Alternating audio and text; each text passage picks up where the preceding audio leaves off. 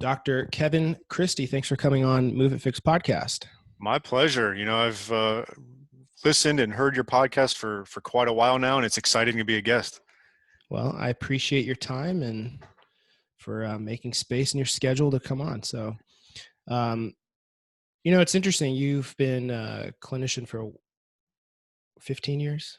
Yeah, 15 years. A lot of, 2005, I graduated. Yep. where'd you go? I went to Logan. Okay. Beautiful Yeah. campus. Was it Yeah. as beautiful back then as it is now? Not as beautiful. It was very beautiful. The campus was great. We didn't have that purser building, which I think my tuition and a bunch of others paid for. But it was beautiful. Quick story on that. I'm from Florida. I went to Florida State University. I was going to go to Life just because of proximity. I heard through the grapevine from a couple people, something was going on there. So I just did a 180. I was like, I'm going to go visit St. Louis and check out the school there. I really liked it. I signed up, did it, and I think my first week of classes at Logan was when Life lost their accreditation in Atlanta, and so they all started flooding everywhere else. So I got lucky. It really worked out for me, and no regrets. That's awesome. Yeah. I don't know what that would be like, It was hard. What that situation could have, it's weird looking back on things like that and be like, where would things have gone had I made a different choice there? Right.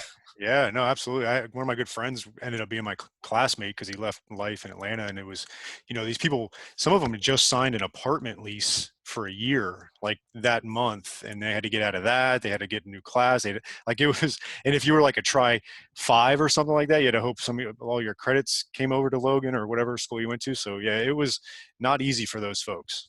And adds to the complexity of a strenuous program for sure. Yeah, absolutely. And so now you do a lot more business wise, like you still have your clinic, you're still in the clinic, Yep. but you've grown quite a bit doing marketing and helping other people be successful. How did that end up kind of going that route? I'm sure that wasn't planned. No, it wasn't.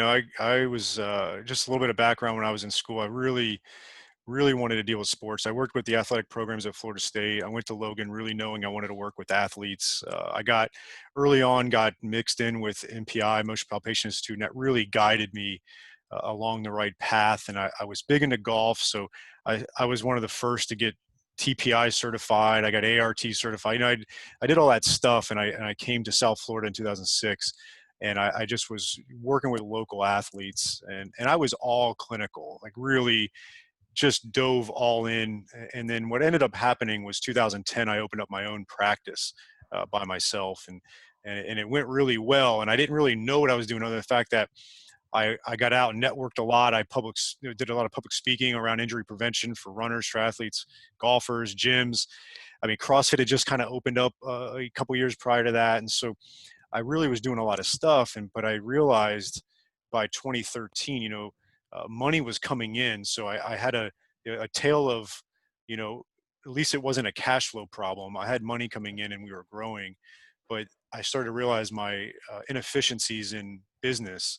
So I joined Strategic Coach, which is an entrepreneur coaching group, in 2013. And that's really where I started to learn business, which then kind of parlayed into marketing in 2014 by kind of a byproduct of Strategic Coach.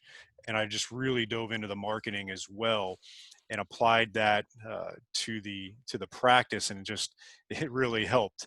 And then that's how I just kind of started to help chiropractors out probably by 2016 in that aspect of marketing / business, but really marketing for chiropractors, and really more evidence-informed, evidence-based chiropractors.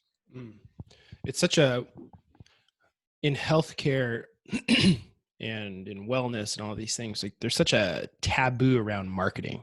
Mm-hmm. People think that like it really prevents, it's funny, right? There's so many psychological aspects to it, right? Because if you have the skills and abilities to help people, mm-hmm.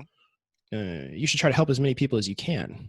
And if people don't know who you are, know what services you offer, how are you ever going to help them, right? And that's really what marketing essentially is, right? I mean, I don't know if you have more to add onto Well, that. yeah. So my thought process is, and again, I'm a big believer in marketing should be invisible, right?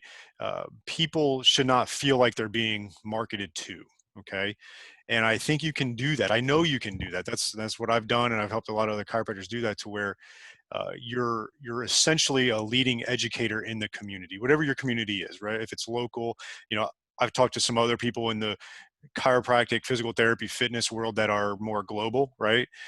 So let's take an example of someone we probably all know, which is Greg Rose, right? Mhm. Of Titleist Performance Institute. No one would really consider him a marketer.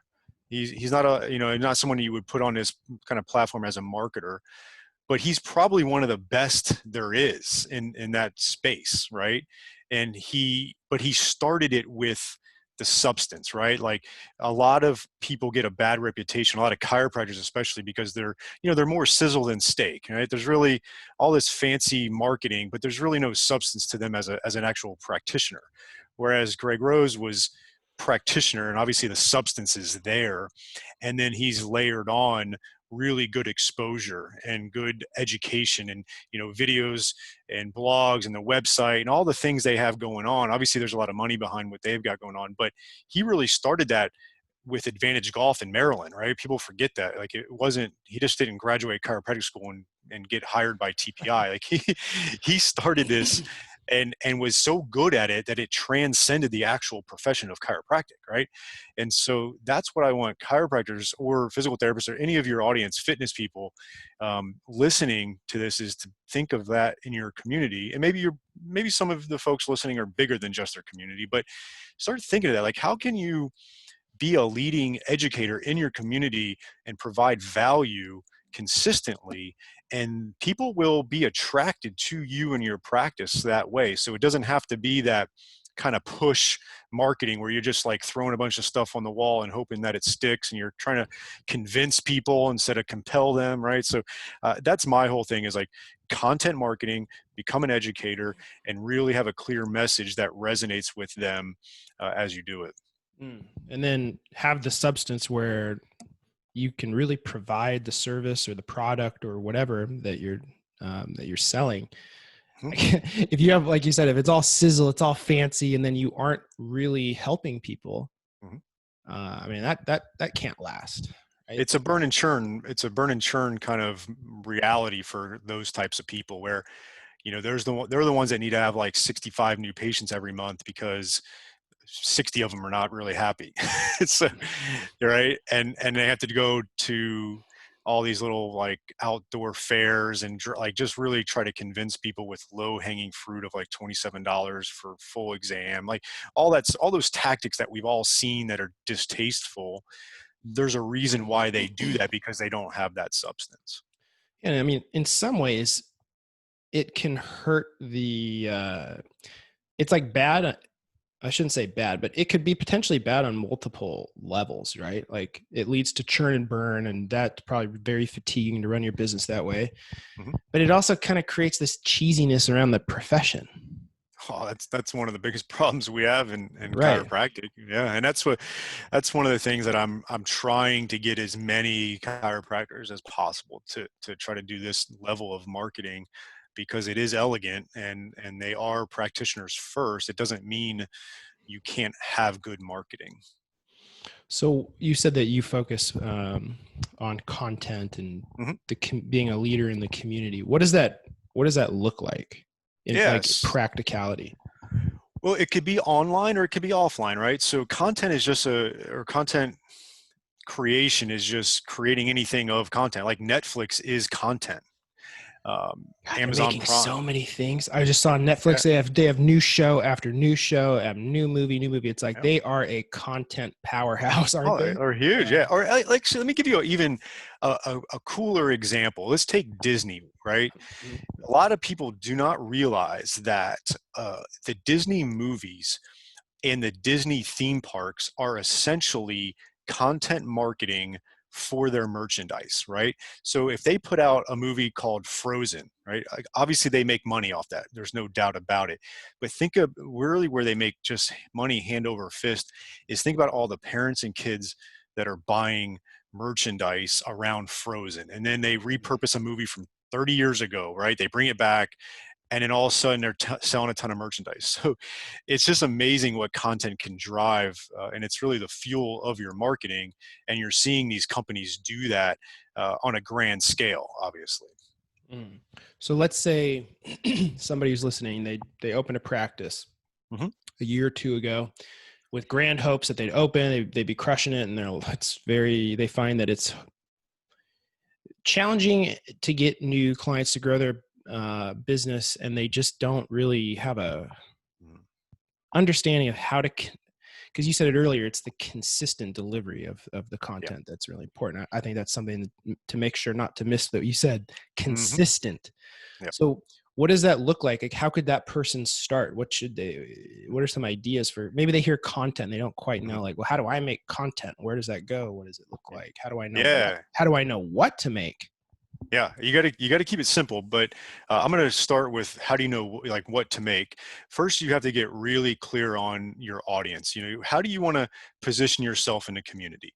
And the best way I can explain this is to just give you my example, kind of my story is when I came out, I really wanted to work with golfers and runners and triathletes. And so I had really hit that audience hard, and I would speak to the common injuries that they had, but then also speak deeper to the common things that they desired, right? So if I was working with that runner who had a calf strain, it wasn't necessarily all about the calf strain and just overloading them with science and injury. It was also speaking to them about the fact that, okay, yeah, your Boston Marathon is in 6 weeks. This is going to be our plan to get you there. Like I'm not looking to just get your calf feeling better when you're walking. I'm looking to make sure you cross that finish line, and because you really want to resonate with what their deeper problem is, right? And so you got to first get clear on how do you want to position yourself. For me, it was like the expert in sports injuries around those particular sports, and then it carried over to other sports, and then obviously just the general pop. And then second is getting seriously like clear on what their problems are, right? And then you can start to create the content that serves that audience and that audience's problem, okay? And then what I would suggest is, first off, if you're young, you've got more time than money, probably. And so you're going to have to do boots on the ground, right? Like it's not, you can't sit behind your computer and build a big practice usually, okay? It happens. There's a few people. Let's assume you're not them, okay? So you got to get out there and do public speaking, injury prevention stuff, you know, all those things, right? But then from a content creation standpoint, pick one, right? Like maybe you're just phenomenal at writing. Then great, like write blogs, write emails to your patients once a week, write posts on social media and do it that way. There's some people out there like someone I read a lot who I just think is an amazing reader of writer of little Facebook snippets is Thomas Plummer, right? And he's just a great writer, and he's also a great public speaker too. He actually teaches it. But maybe writing's your thing, okay, and start with that. Or maybe video's your thing, and you can definitely do that. Pick one and go deep with it. You could do audio, like obviously you got a podcast. That's a medium that you can pick. That's what I've done as well. And so there's 4 mediums that you got to pick. In person, you got to do that. Video, writing, audio. Okay, pick one, go deep. Once you start getting your kind of feet wet a little bit with that, then you can repurpose it. Okay, and you can obviously pick a topic. So not to belabor this too much, but what I like to do is then if I'm going to say video is my thing, I'm going to pick that audience that I want to target, the runner. I'm going to pick the problem they have, the calf injury. I'm going to shoot a video about that on pre-run warm up, proper mobility for this, that, and the other thing. Maybe show them a treatment video of what we do with the calf. And then, I was like, what, that's a great topic. I can write a blog around there and I can insert those videos into YouTube, the YouTube links into the blog, put it on my website. And now I'm getting kind of that total web presence. Yeah. Connecting all of that stuff. it's really important, right? Because Yeah. there'll be people who watch YouTube videos. Like there's probably people watching this on YouTube. Hmm. I just started putting these on YouTube as well so that people can find it there. Hmm. People can find it on iTunes. It's like if you're going to make videos for your clinic, you should put them where, because not everyone uses the same thing. And I think that, Exactly. sometimes we don't realize that other people use tools differently than us. Like Mm. just because you don't listen to podcasts doesn't mean somebody else does. Just because you don't like scroll through YouTube doesn't mean other people aren't scrolling through all day, right? Exactly. Yep. How do you suggest people balance their clinical work? Because I think a big, people a lot of times will say like, I'm a clinician. I don't want to have to do this marketing stuff, and they hate it and they dread it. So then they don't do a good job, and then that like circles around to their business not doing as well as it should. They can't help as many people as they should be able to help. How do you like? Do you have to work with people to break them out of that mindset? Yeah, yeah, absolutely. And it's something that again, my training through strategic coaches helped me, and they have a concept, and I actually uh, put this concept with their permission in the book that I wrote. But it's the 4 C's, okay? And so you're going to start with a commitment to whatever it is, right? So I remember when I first started my podcast, I really had to make the commitment, and for me, I had to put some money behind it. So I kind of took a course. I paid like $1,000 to really learn how to do it, and I knew once I put the money behind it, it would commit me to do it. I'm not saying people have to put money behind it, but whatever is going to get you that first C, which is commitment, is going to be great, and that's going to then create the courage, right? So that's the second C. Everybody's got a fear of something, but it's going to take the courage to get over that. And so if you can maintain that courage to get over it, then that's going to end up creating a capability, right? So that's the third C. And so like, for instance, now as a podcaster, I had a capability as a podcaster. And if you do it long enough, like you've been doing, and I've been doing it for about 4 years now, it's going to end up gaining confidence. And that's the final one, right? So if you do that capability long enough, you'll have confidence in it, and then it's no thing, right? Like think about back when we graduated from chiropractic school. Were we confident chiropractors or trainers? No. We might have been capable because we made the commitment to go to school, stick through it, graduate, learn outside of that. And it took a lot of courage to do that, just like we were talking about earlier, and so you came out of school with the capability, but you didn't have the confidence, but you stuck with it, and then you did. So I want to apply that in anything that I know I need to do to have personal and professional growth in my life. I apply this 4 C's to it, and it's amazing how the barriers can get just knocked down when you do that. Yeah, it's I want to dig into each one of those C's because it's funny, like as you describe that, I reflect back on when I started making content, and it's like I went Yeah. through all of those too. Mm-hmm. Like the commitment. Yeah. Content marketing is not fast. Nope. It takes time, and people definitely give up way too early. Mm-hmm. It's like there is no end. Yep. Right? Yeah, it was for sure. That's why, like, when I get a chiropractor that I'll consult with, and if they happen to be in a scenario where they're struggling with cash flow and they really got to get things jump started, Yeah. I don't even talk to them about content marketing just yet. I'd like we talk about networking and who do you know, like what connections do you have, how many meetings can you do this week and next week, and like really try to get them in action if they're not doing it, which a lot of times they're not, which is why they have some cash flow issues.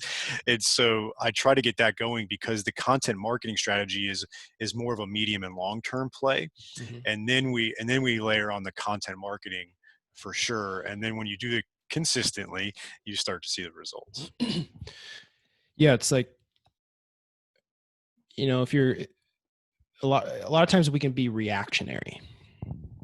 And so it's like, ooh, I need to grow my business. Oh, content. Oh, I tried content for a couple of weeks and Yeah. it didn't do anything. And then you jump from thing to thing and thing, and then you never really stick to it. And Yep. so I like what you said about if you have a short-term problem like that, content is probably not where, like going and speaking and doing like those community events, that is more immediate. Yeah. Yeah, yeah, for sure. It really is. Even if you start getting this content creation machine going and it's generating new patients, I really still love getting out, community outreach, public speaking, networking, things like that.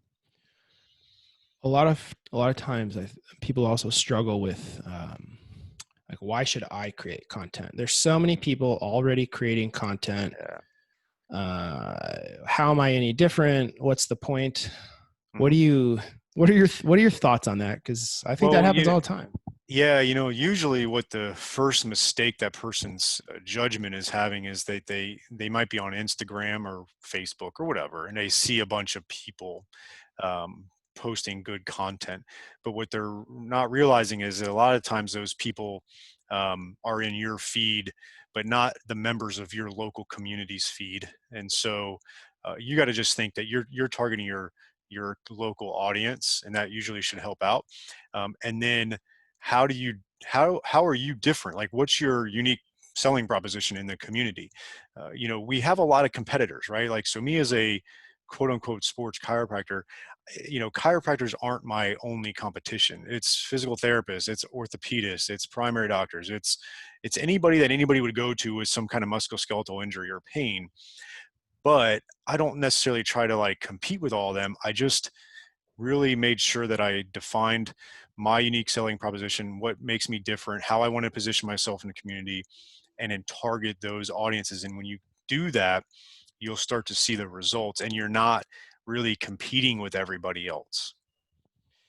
Yeah, I think that, if you get stuck in the tactics and forget what you're trying to do with the content, which is help Mm-hmm. people, help them, and then you put enough of that out there and it'll come back around to you. People will Mm-hmm. then, Yeah. versus it's like looking around and being like, well, this person's doing this, or this is, Mm-hmm.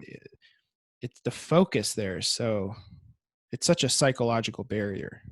Yeah, absolutely. And if you can solve their problem through your content, or the majority, like a lot of their problems, like, some people would be afraid on the other end of it is like, well, if I give them too much, they're not going to want to come into my practice. And it's so far from the truth, right? Because, yeah, maybe you give them some stuff to fix their own low back and it helps them and they're really appreciative of you. But there's going to be a chance that either them, a friend, a family member, a colleague has something pretty bad and they're going to say, you got to go see so and so. Like, they just know what they're talking about. Like, you're going to get referrals by giving and helping and being of value to people. So it was the consistency was next. The next C is going to be courage. Yeah. Yeah. Let's talk about the courage. Why the fact that people need courage Mhm. to create content? Yeah, like you said, it means there's fears. Yeah, because people are going to be seeing your stuff, right? So, for instance, I wrote a book, and someone's gonna have to read that thing, and it's putting my ass on the line. Sorry if I'm cussing.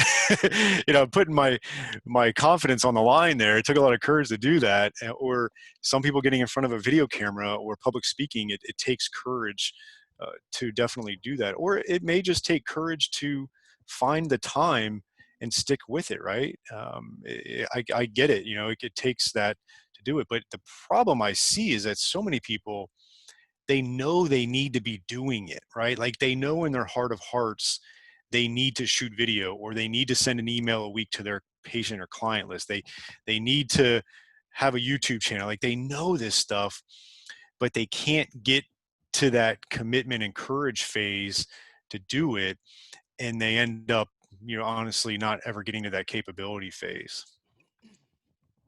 It is hard.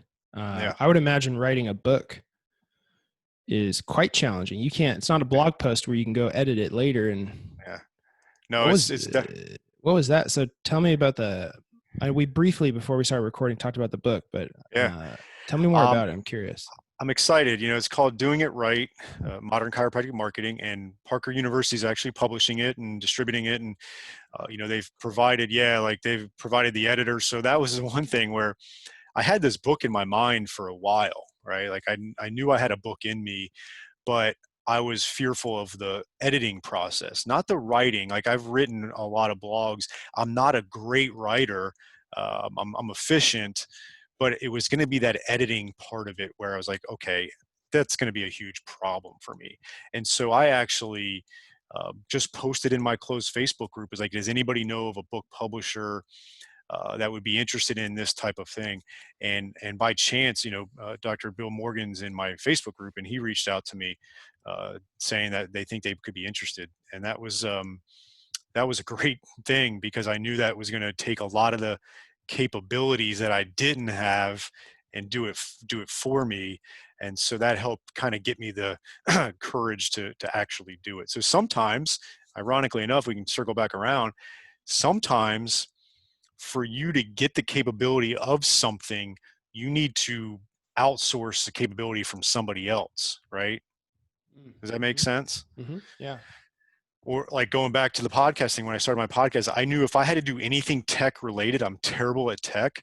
If I had to do anything like edit this podcast and put it together and intro and outro and get it on, I wouldn't have done it. It just wasn't going to happen. So I paid a podcast producer more money than I wanted to at the time to do it for me. And so I borrowed from his capability to help give me the courage to then get to the capability of having a podcast. So That's definitely a mindset thing that I feel is very strong in healthcare providers, is thinking that they need to do everything. And especially chiros. I mean, maybe that's not as true with PTs because they're that profession is more ingrained in a hospital network and there's more of that. Whereas chiros a lot of times are running their own thing. Yeah. Which leads to them doing everything, which leads to them doing tasks that they could pay somebody $10 an hour or $20 an hour to do, like edit a podcast. Yep. And the frustrations of trying to do that, and like, look at what it's taking away from, did you struggle with that at the beginning, or were you always kind of like, okay, I'm going to exchange money for this person's expertise and skills? That was a strategic coach thing. Again, I think sometimes from a business standpoint, a lot of people think of more of formal education, right? Getting your MBA or whatever. With strategic coach, a lot of their principles end up making you a lot better at business. And one of their other big ones is focusing on your unique abilities, they call it. And so they really, really try to get you to whittle down all the way to the hurts what your unique abilities are, and try to delegate or outsource everything else. So for me, actually, and I talk about this in the book as well, with their permission, is the who, not how concept. So essentially, whenever something needs to be done in your business, you should be asking yourself, who can do it for me, and not how can I do it? And so I try to run everything. Yeah, I try to run everything through that filter now. And again, like, it just depends on where you're at, right? Like I try to explain it. Some chiropractors will come and shadow my office, and I got a nice big office, and I own the real estate, and a lot of good things going on for sure. And I tell them it didn't happen overnight. And so I've got I've got a really good team internally that is like W-2 employees. And I've got these sometimes I'll call it's from a book that I can't remember, but it's like having the scaffolding of your business, right? They're not part of the building. They're not part of my team internally, but they're the scaffolding that's like around the building that's helping it grow, right?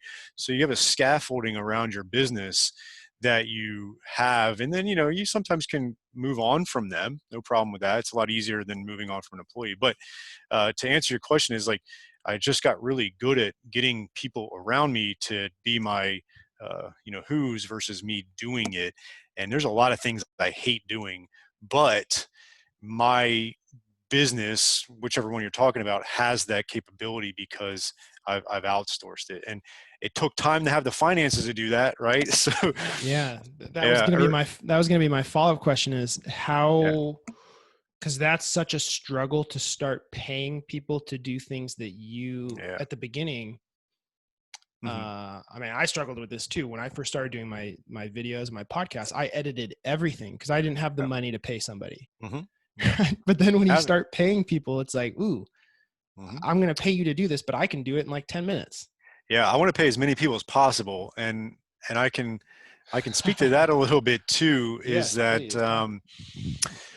so, financially, you got, as a small business owner, and you got your personal, you got so many different buckets that money could go into, right? If I gave John $10,000 tomorrow, like, I'm sure he could think of 8 things where he could put that money into.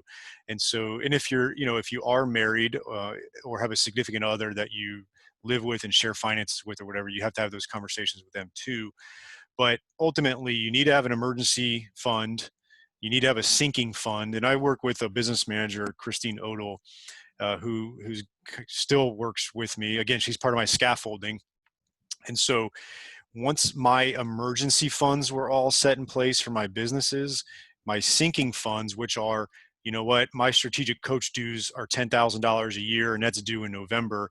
Instead of having to come up with $10,000 out of my checking account in November, in January I put $1,000, in February I put $1,000. Any of your big one-offs, you put money each month towards that, and you kind of categorize it, right? So that way, when those big expenses come, it's not eating into your cash flow. So once your emergency funds are set, your sinking funds are planned in your business and in your personal, okay? And then you feel comfortable with your personal take home, okay? So your personal financial situation is comfortable. You're happy with what's coming home, and you feel like you got your retirement on track. So money's going to that. If you now have extra money each month into your business checking account, let's call it, then that's when you can start to say to yourself, you know what, I got an extra $1,000 and all my other buckets are fine. Like, I've got the money going to that. That's fine. I can now take that and decide to invest in my professional development, we'll call it, right? We could put a bunch of things under that umbrella, but professional development, which would be, oh, you know what, I can afford that employee that I've wanted forever. You hire that person. Now you might be back to where you don't have much extra. You got extra, you got profits, because those go in the other buckets. So it's not like you're running red, but you don't have a lot of extra. So you just float with that for a while. But that team member you hired has allowed you to see 5 more people in a day, let's call it. And so now you say, you know what, I got an extra 2,000 a month now. Where do I need to delegate or outsource, right? So that's the game I play. I'm in the game now of buying time, okay? And so recently, I took 6 weeks off with this whole COVID-19 thing and my first child being born. So I had a lot of time to reflect, and the big decision I made was, when I came back to patient care, I'm only treating patients on Mondays and Thursdays. I used to do Monday through Friday until January, and then Monday through Thursday. And I just decided, like, that's what I want to do. Like, I want to hit it hard on Monday with patients, and then on Thursday, and then grow the business and the Modern Chiropractic Marketing Group and things like that. And focus on that. But that took an investment of money to do it, because I'm going to have to increase some pay of some people to pick up the slack for me, and probably have some redundancies in the business without me being there, and maybe even lose some revenue for a little bit, right? Like, sometimes that's the decision, like, I'm going to buy time and I'm going to lose revenue, but I'm okay with that because I've got time. I'm excited about my Tuesday, Wednesday, Friday, Saturday, Sunday, where I'm not physically working, but I am still working. So Yeah, it's just, that's how I did it. That's a great, I've never heard it described in quite the way that you described it, because once you have the resources flowing to all the places and everything's accounted for, that gives Mhm. you the real sense of confidence to then allocate the extra resources to different places. Yeah. Versus if you didn't have those things in place, it's like, how would you decide how much money to allocate to certain things?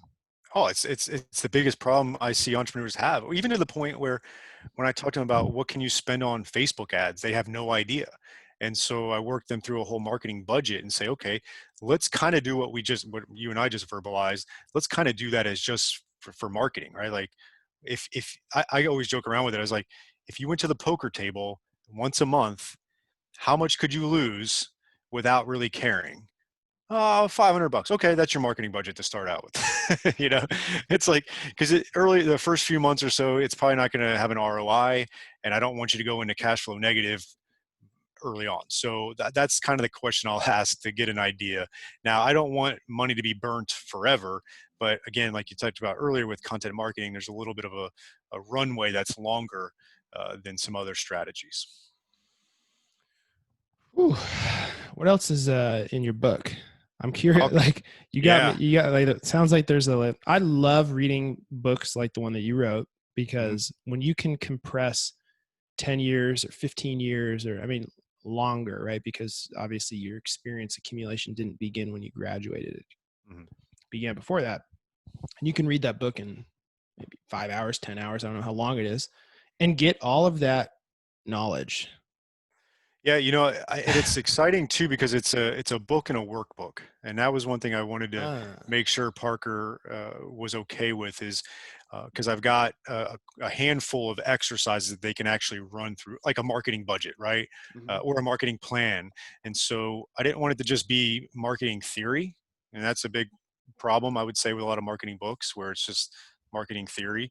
I wanted this to be applicable to the practice after reading the book, working through the workbook, and really the essence of it is like I start out early like talking about some of that stuff like the 4 C's and getting them their mind right on this because yeah, like if I just pounded them with content marketing from chapter 1 on, they would be overwhelmed, right? Even to the point I talk about outsourcing, optimizing, and delegating, right? Like getting this off your plate. Once you start having some money, get this off your plate. Like you don't need to be doing all of it. So I start with some of that, but then we dive into really what the meat and potatoes of it is what I call the modern chiropractic marketing roadmap. And one of the mistakes, a big mistake is people put the cart before the horse with say social media. They just start doing social media, but there's really again no substance behind it. So we really try to first let's determine a destination. So part one is the destination. Where do you want to go with all this, right? Like we got the roadmap, like where do you want to get to? Like what's your goals? What's your marketing plan? All that. We get the planning going. Okay. And then we talk about the fuel, right? That's going to actually drive your marketing, and that's going to be the content. So we dive into content marketing strategies, how to do it, how to apply it, the consistency, things like that, right? That's going to be the fuel.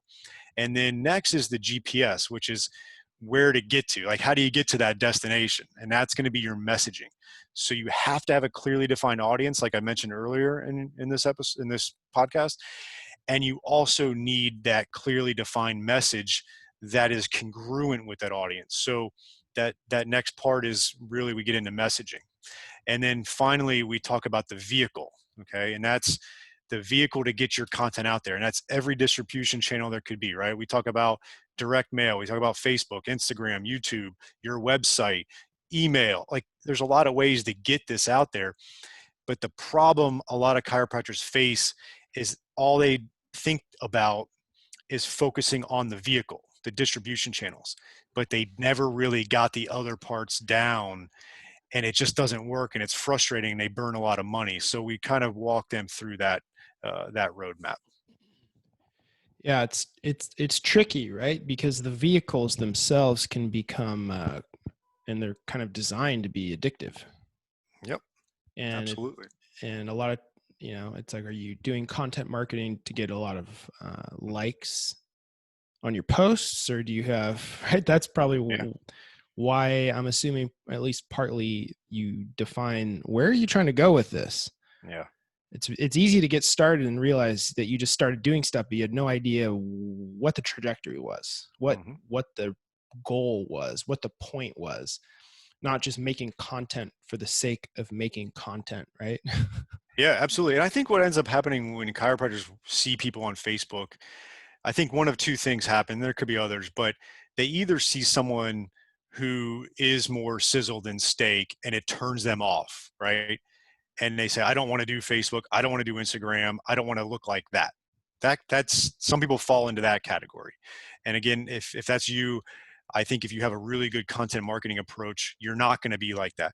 What you're going to be like, and this is what other chiropractors see, and then they're compelled by it, but then they go about it the wrong way, which I'll get to. They see some people doing it the right way, like, wow, that person's providing a ton of great content. I'm learning a lot from them. They don't think of it as marketing. They just say, that person has such a great Instagram following, and I love their stuff. I want to do that. And so they dive into Instagram, but they fail to realize that that person or that group that they're seeing on Instagram that built up that good following, either strategically or just by haphazardness, they followed that path. They're providing great content. They're providing value to you as the audience. They're so consistent, right? And so they did that. Their messaging is clear. All that stuff. They did it. And then that's what developed that huge following on Instagram or Facebook or YouTube. And I think a lot of chiropractors see that person and think they have to go to Facebook, right? Like, oh, I'm just going to do Facebook marketing, but they forgot about the other stuff that that person was doing. And I think a lot of chiropractors fall into that. Right, because you don't get to see everything that somebody's doing. I mean, most of the marketing is, well, invisible, like you said. Yep. A lot of the stuff that goes on behind the scenes too. You might see the videos and the content and not realize that that is intentional marketing by people. I mean, whether you realize it or not, that person made a choice to do that. It doesn't feel like it though when it's done well, does it? Oh, it doesn't. And I actually tell some stories in the book of people doing it right, and sometimes you just wouldn't think of them, but they are doing it the right way. And then, you can talk about industry transformers that we know about, right? Like whether it is a Greg Rose or a Greg Cook or an Eric Cressy or a Stu McGill or a Craig Levinson, or like all these names that a lot of people would know in our particular professions. You have to understand that they have the substance, they know what they're talking about, but they just been creating content, whether it's in person, like seminars or whatever. But a lot of it, like think about like Craig Levinson, right? Wrote a book. How many years ago? That's content. And how many editions? Yeah, that's all content. That's repurposing content. Right. So you got to understand that all those people that you put on this like pedestal of expertise in your industry, they did it this way, and you can do the same thing if you follow that roadmap. And realizing that it can take a long time to establish that. Yeah. And people didn't know Craig Levinson at age 30, probably, right? Yeah, I have no idea. Maybe, I don't know. We just know of Craig Levinson in the last maybe 20 years, I guess. But at some point he was a 25-year-old, a 28-year-old that nobody knew. Right. Everybody that is known used to be unknown. Exactly. Every business that's successful used to not be a business. Exactly. It was an idea. Yeah. 100%. And that's what I just want people to realize. And you can do it. You may not be good in front of the video right now. You may be terrible at public speaking. You could get better. Nobody's good at first. Yeah, you can get better. I 100% guarantee it. Oh man, I remember the first video I ever recorded. They're so bad. Oh yeah, I'm going to throw my associate under the bus, but he shot his first video when he started with me, and my CA was recording it, and she did such a phenomenal job of taking all of his F-ups and takes and outtakes and turned it into this whole like 2-minute reel of his mistakes, and then group texted our team, and it was fun. Like it was just all in fun, and it was just so hilarious. But he's been doing it for a year now, and he's gotten exponentially better. Yeah, it's like anything. You suck at it until you're good at it. Yeah. It takes practice. It takes the courage. It takes the commitment, the consistency. Yeah, it really does. It's so true. It's hard though. It's just hard to get going. Mm-hmm. It's hard to do the first 10. It's hard to do the second 10. It's hard to do the third 10. Yep. And you think that your ideas, I don't know if you encounter this with people, they're afraid to get their good ideas out there, mm-hmm. as if they're going to run out. Yeah. Oh, that's a big one too, for sure. Yeah. What do you communicate about that?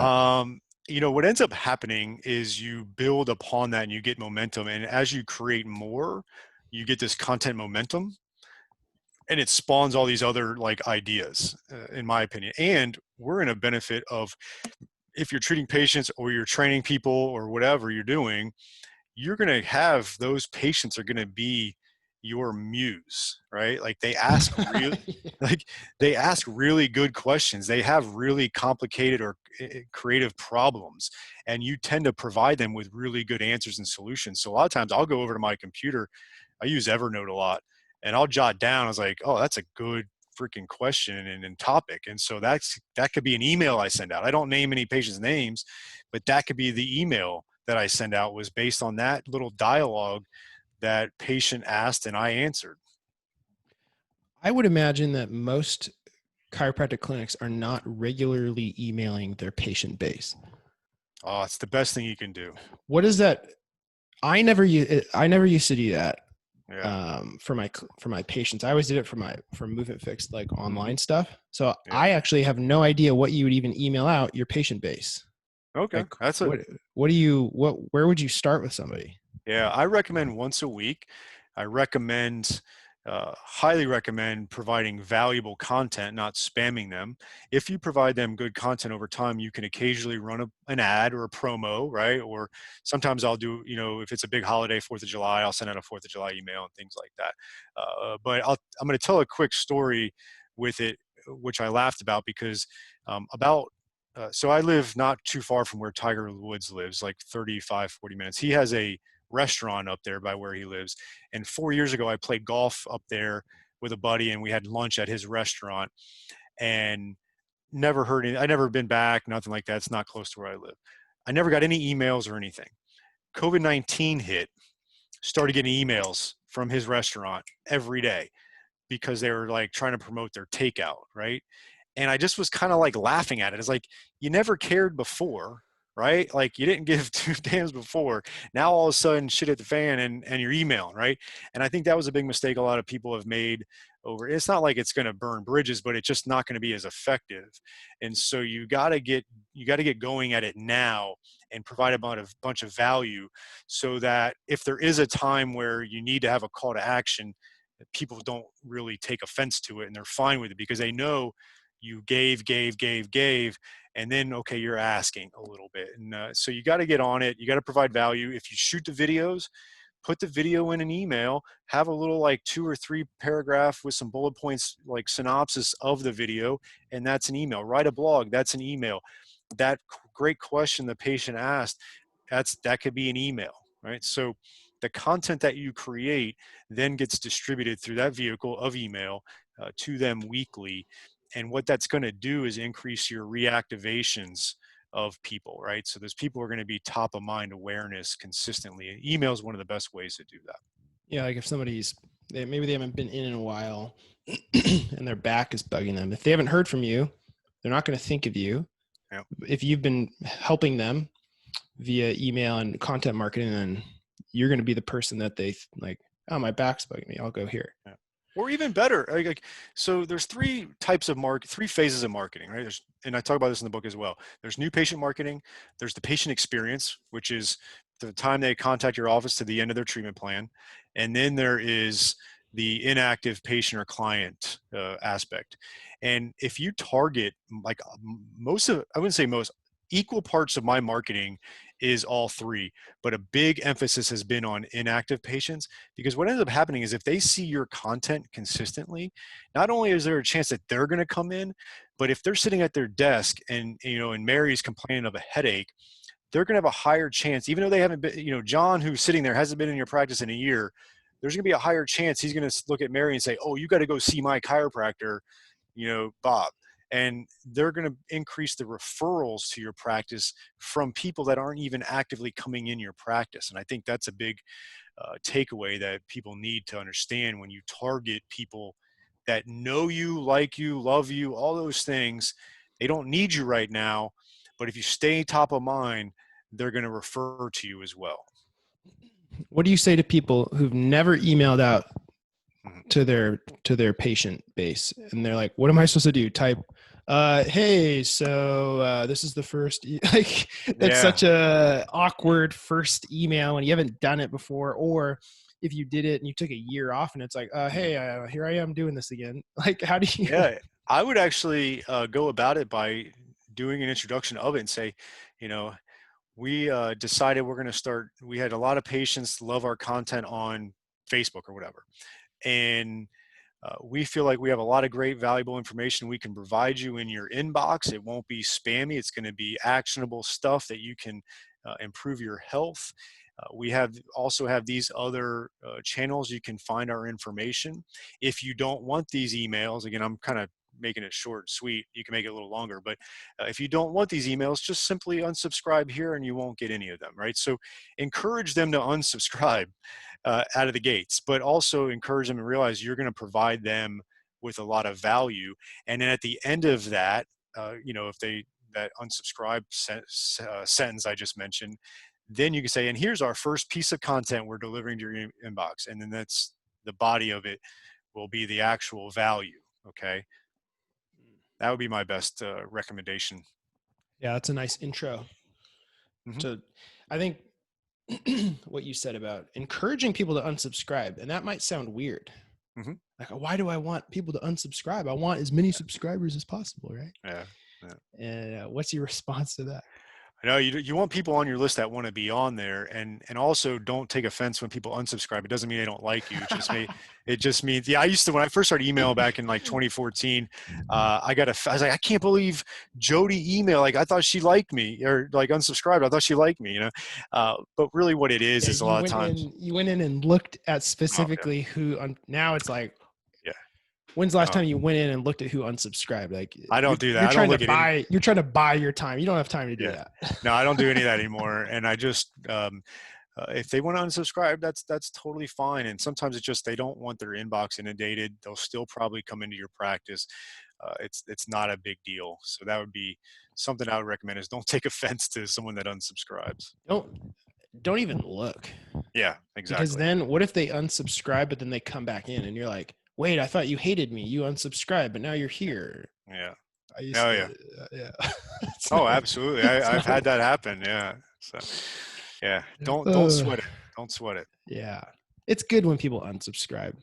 Mm-hmm. Yeah, absolutely. Every so often I'll clear my list up, like I'll say, because like in MailChimp, and you can do this in other ones as well, you could actually you could put them into a separate group. Anybody that hasn't opened up the last 50 emails or whatever denomination you want. And then I'll put them in a separate group, and you could just erase that group. And so you can really cull your list, which is not a bad thing to do, because it's going to give you more accurate open rates and things like that, right? And so in today's world of some of the spam filters and the promotional tabs on Google and stuff like that, you want to know, like, is it 30% open rate? Is that a true number? Or is it if you culled the list and you got rid of all those people that haven't opened in 50, and you got rid of that, and now you're down to 1,000 emails, and you sent an email and it jumped to 40%? That's a more accurate number. And so I recommend doing that every 50 emails or so, Let's talk about the global pandemic and the reopening of the world. First of all, I think that there's been a tremendous amount of at-home workout content. I feel contented out in a way. Yeah. I don't know if other people feel that way. I don't know if you feel that way, where it's like, it seemed like a great time during, we're all stuck at home. Let's content. Yeah. People are going to be ready to go when things open back up.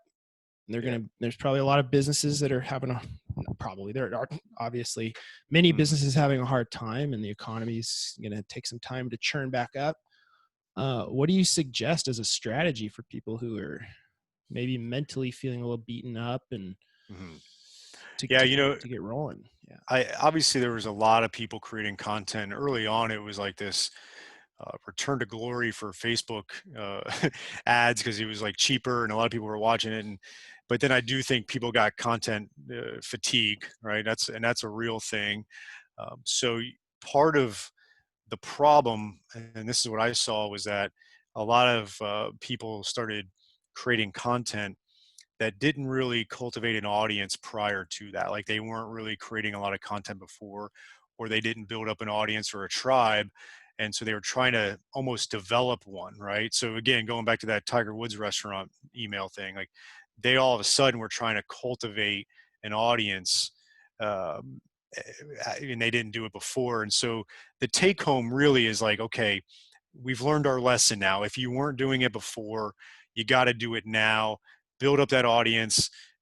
There's a lot of money in that audience. Okay. Like that's where a lot of people can build significantly successful businesses that are sustainable. Okay.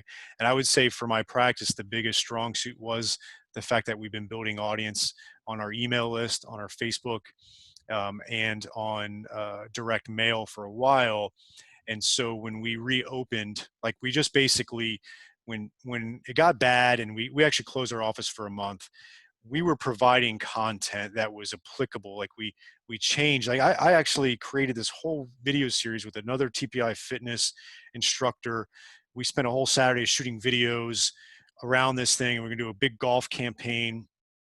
And then we realized we got to scrap it. Like we got to put that on the back burner for a while because the golf courses are closed, or even if they weren't, people didn't really care about their golf game right now, right? Yeah. So you got to get your message on point. And so we switched our topics to a lot of like fix your own backs, fix your own neck, ergonomics at home, which is a big one. Like we did a lot on that. So we did a lot on ergonomics at home. A lot of people were running. Like I know in my neighborhood, all of a sudden I saw a ton of people running that weren't running before. So we did some running injury prevention stuff and things of that nature to really try to get them topics that they liked. And then we just focused on our audience. I didn't worry about new patient marketing anymore at that point. And for that first month, it was just targeting our audience. And what's cool about Facebook is you can actually, and I talk about this in the book too, you can take your email list and funnel it into an audience at Facebook, and anybody that has that Facebook account affiliated with that email address becomes an audience. And you can run an ad and content only to those people, to only they see it, right? So I spent more money on those people. I really focused on our tribe and didn't worry about new patients or anybody else. So that would be something I would recommend doing, even probably now. We reopened in May. We've had a great start. It's been interesting. In my practice, we're only down 12% of office visits right now compared to June of last year. Wow.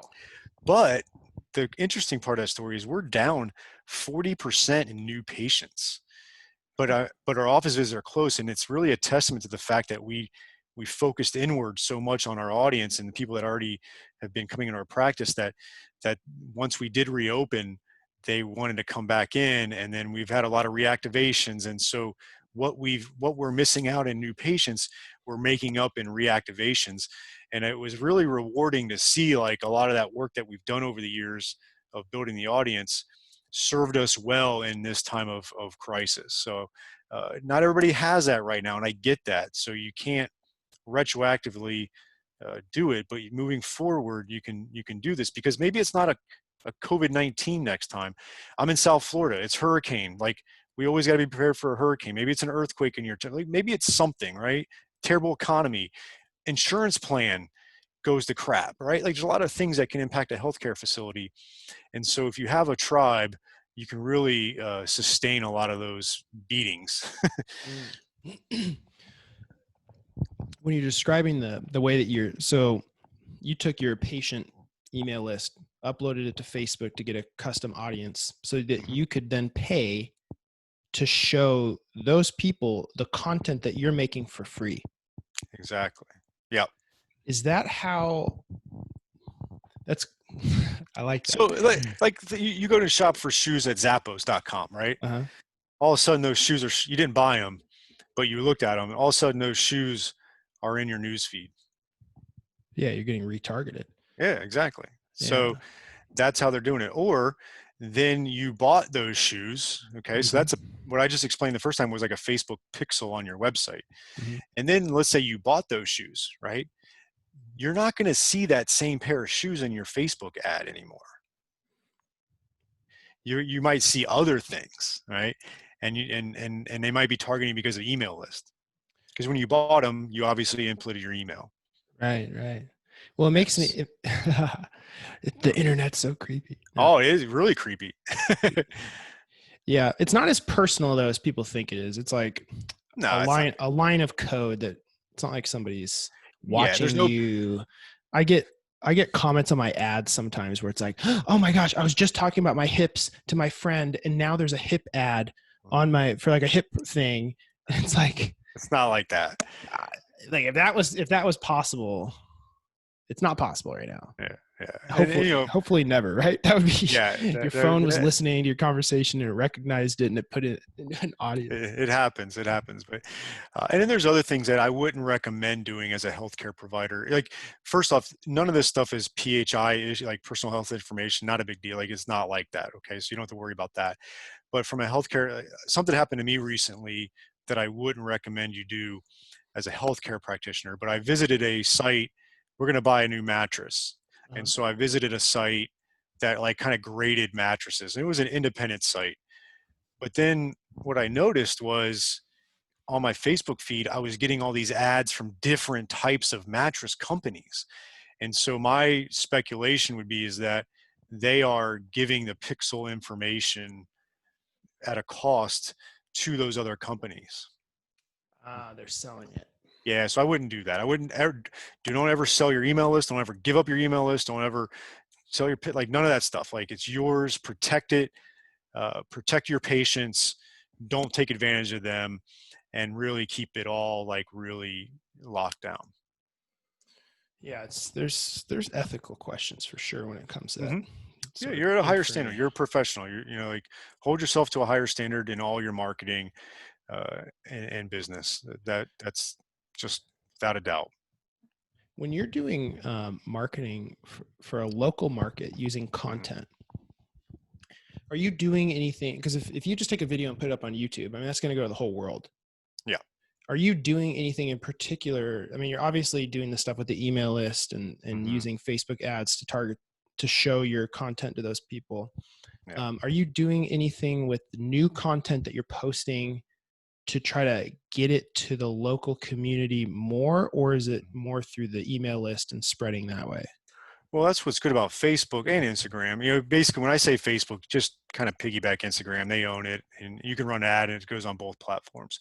But with Facebook, yeah, you can do a lot of really good targeting. And so that same video that you shot, yes, I want you to upload it to YouTube, and I want you to SEO optimize that and everything, because Google owns YouTube, and it's going to help with your Google search. And YouTube is the second biggest search engine there is, by the way. Granted, yes, your audience could be global, so that's a problem.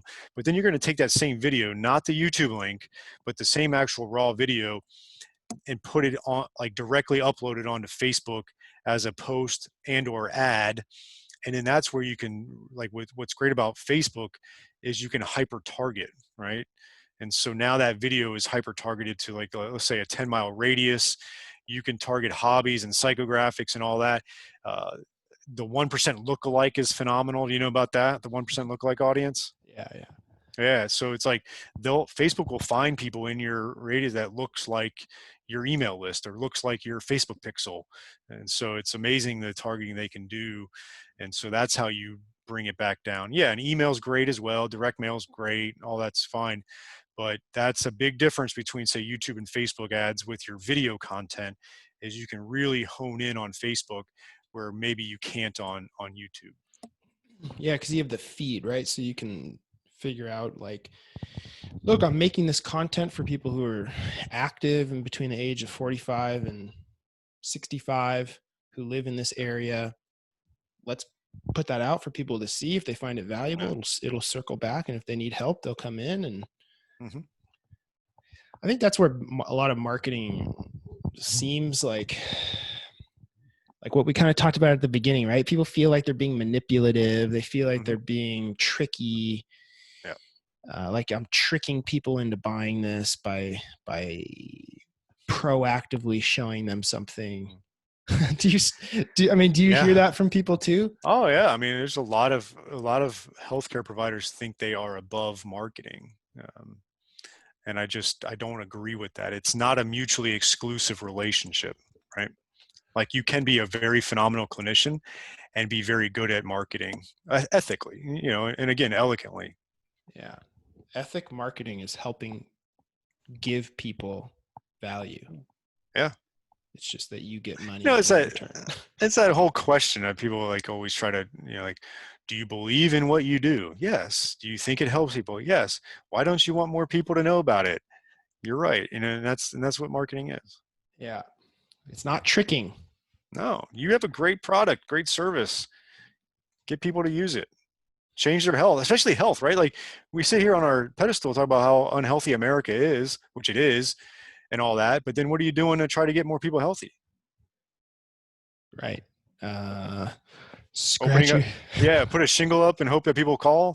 Like, Right. You have to go literally help them find you so you can help them. And it just yeah, turns out that that transaction leads to financial resources going to you and them getting resolution of a problem. Nothing bad about that. It's good. not at all.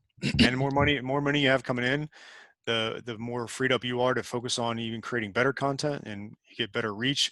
Instead of spending $300 on Facebook ads, you can spend $1,200. Get, like it just becomes an exponential growth that's going to help more people. You're not hurting anybody. Like, this is a free economy, and this is what people are like. What do you want them to spend their money on? And as the business owner, right, if you have more money coming in because you're marketing well, you can provide opportunities for other chiros who want to work and be paid. Mm-hmm. Maybe they don't want to start out, in their own clinic. They want to be an associate. If you don't have the marketing to get the patients, how can you even Well, that's one of the most heartbreaking things about at least the chiropractic profession right now. And I know it's probably in the training and PT and all that, is there's a lack of really good jobs for associates that pay well. And a part of that is because of the plight of the owner, right? Like, there's not a lot of great practices or facilities out there that are making enough money to pay the owner what he or she deserves and can feed their family, and pay another expert or professional well also. And so that's a big problem, and we see in our profession, and hopefully we can make that change. yeah, like you look at these big chains and PT or hospital systems, those are run by people running it like a business. That's why they can do that. And most privately owned clinics are just not at all. Yeah. And I think that also feeds some of the negative narrative too, right? It's like a lot of these hospital systems are gouging people and doing things based on their insurance plan, not their actual needs. Again, that goes back to being a great clinician. You're not selling people stuff they don't need, right? Like, you are getting them into your practice at a higher rate. You're providing a great level of care. You're providing the level of care they need, not what your pocketbook needs. It'll come, right? Like, if you're patient centered or client centered, it will come. Too many people are doctor or trainer centered, where it's like, you got to sell them on this huge package because it's great for my finances. It's like, no, like, you're going to sell them on a package, which is fine because they need that. And yeah, like, if they make the financial commitment, they'll actually stick to it, which is great, which is getting that commitment part, right? So it's good, but you got to give them what they need, not what your pocketbook needs. Yeah, that's a real ethical challenge when you're first starting out your own clinic too. Like, For sure. sometimes you feel like you really do need that. Yes. It's a tightrope. It is. You have to The good stick thing to. is, if you do this content marketing well, and you position, what ends up happening is it positions you as the expert in your community, and that's the holy grail of where you want to be. And then when that happens, you can actually increase your rates, and people see value in the higher rates. They don't see excessive cost, right? And so you can switch. Again, I talk about this in the book too. You can go from high cost to high value, right? The higher you are in the perception of the eyes of your community as an expert, that dollar amount, like, I can make a dollar amount of 100. And if it's the person, the doctor that's positioned themselves as the expert, people look at that $100 and say, oh, that's good value, versus the doctor that's down here that doesn't position themselves well and doesn't do the content and all the stuff it takes to get there. They look at that $100 and they say, oh, that's expensive, I'm going somewhere else. Yeah, it's a lot of perception stuff in there too. It Isn't is. It is. Yeah. I took a lot of your time today. I hope I didn't bore anybody. No. I find it interesting. I hope other people find it. I mean, it's Perfect. if you can't market, if you can't run your business well, you can't help people. And that's really what it's about. And I think that needs to, not get lost when people think about business and healthcare. It's such Mm-hmm. a, uncomfortable thing. It feels like you're taking advantage of people, drug companies market and they're bad. And Yeah. so you have, you have a lot of places online where you share a lot of content, podcast, Facebook group, website, all that stuff. Can you, maybe we'll wind this down and you can let Yeah. people know where they can find your stuff. I'll narrow it down. I have a podcast called the Modern Chiropractic Marketing Show. I've got a Facebook group of about 4,200 chiropractors as well, closed Facebook group, same name, Modern Chiropractic Marketing Group. If you're interested in the book, you can go to a bit.ly link, which this is actually a good marketing strategy too. Because like you get these long URLs that like no one can remember. You can actually make it a little neat URL by going to bit.ly.com, and it's free, and you plug in the long URL and it gives you a shorter one, but and you can name it whatever you want. So you can go to bit.ly, bit.ly/doing it right MCM, like Modern Chiropractic Marketing. So doing it right MCM, bit.ly doing it right MCM. I hope you take a look at the book. I hope you learn a few things. I'm accessible. You can definitely reach out to me on Facebook or email at kevin@modern-jockey.com. Very cool. Hey, I appreciate your time. I know that, you're here and you're trying to buy your time. So it's valuable, and I get Definitely. that. So thanks so much for coming on and sharing your knowledge and expertise. And hopefully My pleasure. people will take it to heart and really take actual action on it. Right. I think they will. I have faith in them. I do. I think a lot of people learned. I think a lot of people learned a lot of lessons with this crisis. Is that you just can't rest on your laurels there. Like you got to really you got to do this stuff. It can be being a business and not being a business. Yeah, you got to get after it. Yep. All right. Take care. All right. You too.